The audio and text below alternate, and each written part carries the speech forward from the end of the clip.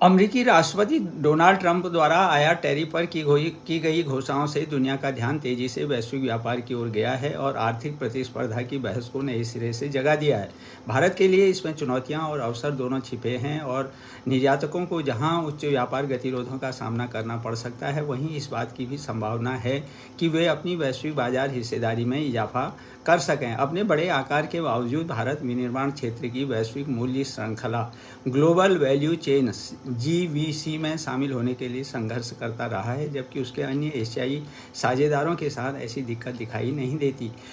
वैश्विक मूल्य श्रृंखला से तात्पर्य हम उन गतिविधियों की पूरी श्रृंखला से ले सकते हैं जो विनिर्माणकर्ता किसी उत्पाद को बाजार में लाने के लिए करते हैं। इसमें न केवल उत्पादन प्रक्रियाएं शामिल होती हैं, बल्कि प्री प्रोडक्शन जैसे डिजाइन है और पोस्ट प्रोडक्शन प्रक्रियाएं जैसे मार्केटिंग और वितरण है, ये सभी शामिल होती हैं।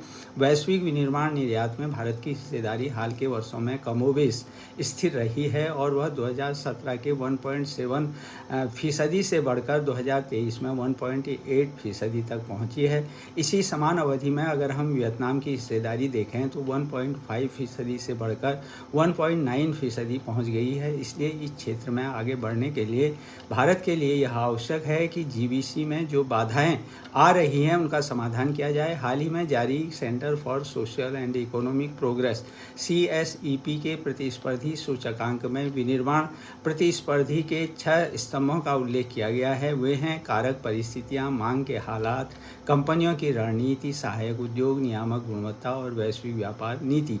इनके आधार पर भारत की तुलना प्रमुख चीन +1 एशियाई अर्थव्यवस्थाओं जैसे मलेशिया है, वियतनाम है, थाईलैंड और इंडोनेशिया इनके साथ की गई है।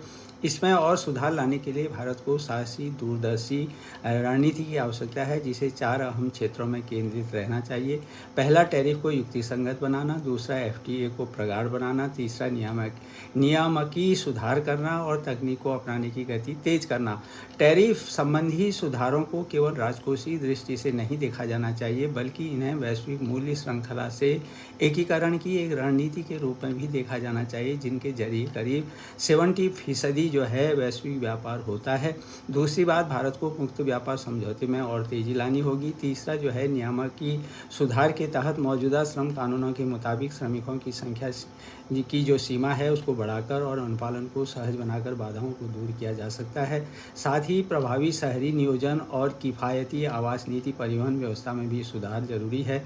तकनीक को अपनाने की दिशा में शोध एवं विकास में निवेश बढ़ाने की आवश्यकता है। अभी हम GDP का केवल 0.6% ही शोध एवं विकास पर व्यय करते हैं।